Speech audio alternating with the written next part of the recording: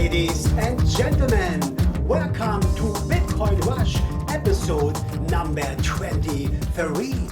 Today we are having ApplePay. In essence, Apple is becoming another intermediary. Benjamin Lawsky, is the regulatory environment changing? Unobtanium, the extremely rare cryptocurrency. TheOpenMinute with Blake Anderson, the cryptographic economist. BitcoinRush is playing music today, and Citigroup exiting consumer banking in 11 markets. Apple against Bitcoin. Gone are the days of searching for your wallet, the wasted moments finding the right card, the swiping and waiting. Now payments happen with a single touch. In Apple's own words, it's true. Apple's new payment system is hyping up interest across the payment industry. But just looking one step further, ApplePay does not represent a major change over the legacy payment process. In essence, Apple is becoming and adding another intermediary. Bitcoin has no intermediaries. It's only between two parties, no middlemen. Bitcoin is disruptive, especially for merchants, like intermediary paying acceptance fees and fighting chargebacks.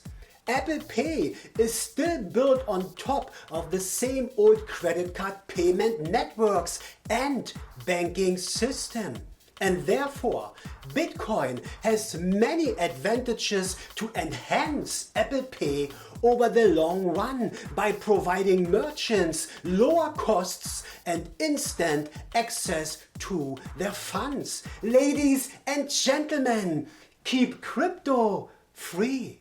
Benjamin Lawsky, Superintendent of Financial Services for the state of New York, said that the state will not require digital currency software developers to have a license, as it had previously proposed. To clarify, in Lawsky's own words, we do not intend to regulate software as software or software development, he said. For example, a software developer who creates and provides wallet software to customers for their own use will not need a license. And he continued, we are committed to proceeding thoughtfully, since virtual currency could ultimately have a number of benefits for our financial system. What about that? Is Lawsky painting a picture of a much less restrictive regulatory environment? We will find out soon. BitcoinRush is featuring today Unobtanium. Unobtanium is a very unique crypto. It has characteristics that do not exist in many other coins, including Bitcoin. And it is uniquely positioned as a pure crypto commodity store of value. So what is it that makes Unobtanium unique? First, it is a fair launch coin. The founder, Blazer2, on the second day of Uno's launch, offered to buy coins from miners for the coin facet. There was no pre-mine, no insta-mine, no hidden blocks, nothing of that sort. The first 2,000 blocks mined were at just 0.001 Uno per block to allow all miners enough time to prepare their mining rigs. Second, Uno is an extremely low inflation coin. In its first year of existence, UNO's block rewards have continued to be cut in half from 1 UNO to just 0.03 UNO today per block. This means that UNO has extremely low inflation. Inflation for UNO is much lower than Bitcoin, which mints 3,600 Bitcoins each day. UNO currently creates just 15 UNOs each day. This means that there is virtually no selling pressure from miners. UNO is rare.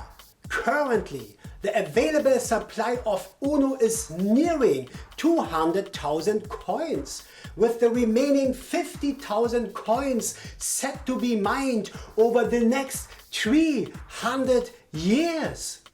There is a fun-loving and active community of UNO traders, and merchant acceptance of UNO is growing through coinpayments.net.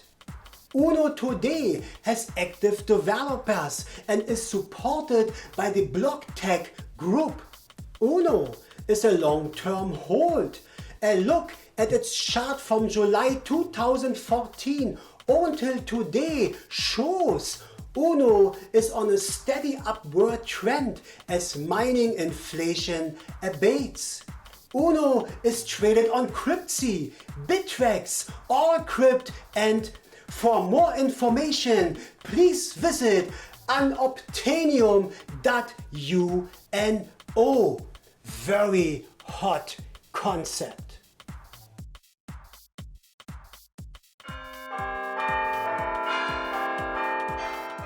Ladies and gentlemen, welcome to the Open Minute. Today we are having Blake Anderson.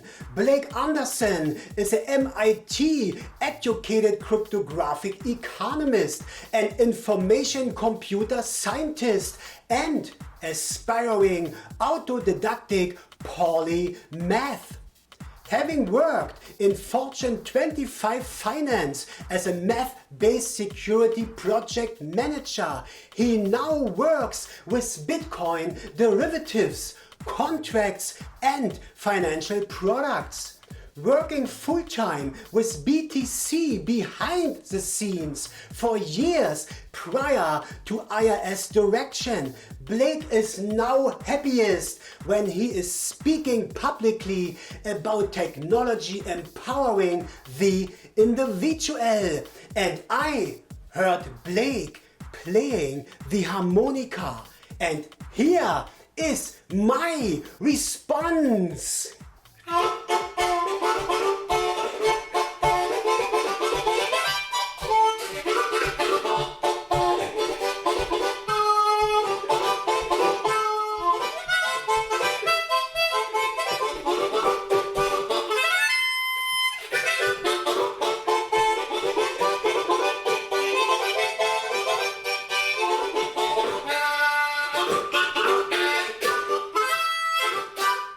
Hello BitcoinRush fans, this is Blake Anderson. I'm a computer and information scientist and cryptographic economist.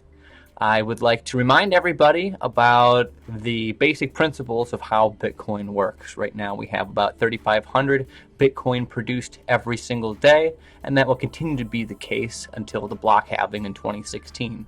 Many people get confused because of the conflation between straight up deflationary and Bitcoin being produced at a rate of production which engenders deflation. And it's a very important distinction to keep track of.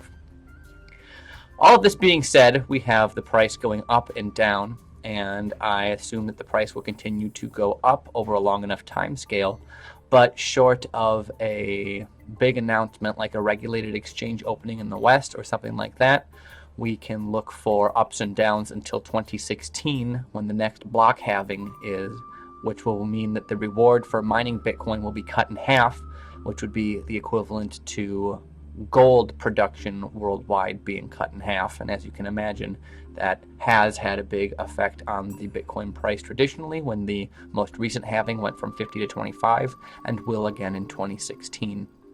My advice would be to have long investment horizons, which means to make sure that you have long enough to pay money back that you want to invest or make money back.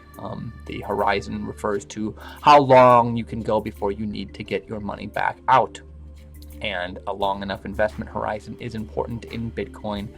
And I would encourage everybody to extend their investment horizon at least 6 months past the 2016 block halving, and you should do pretty well investing money that you want to try to grow in that way. Again, don't invest anything that you can't afford to lose or anything that you're going to need before your investment horizons come up, and you should do very well in the Bitcoin space. Again, I'm Blake Anderson, and thanks to BitcoinRush for having me on. Citibank is to exit consumer banking in 11 markets. Citigroup Inc., the US lender that gets the most revenue from overseas markets, announced plans to exit consumer banking in 11 markets to simplify the firm and boost returns. The sale of these businesses, a majority of which already is underway, is expected to be completed by the end of next year. This announcement came on last Tuesday. The New York-based Citigroup will exit consumer banking in Costa Rica, El Salvador, Guatemala, Nicaragua, Panama, Peru, Japan, Guam, the Czech Republic, Egypt, and Hungary.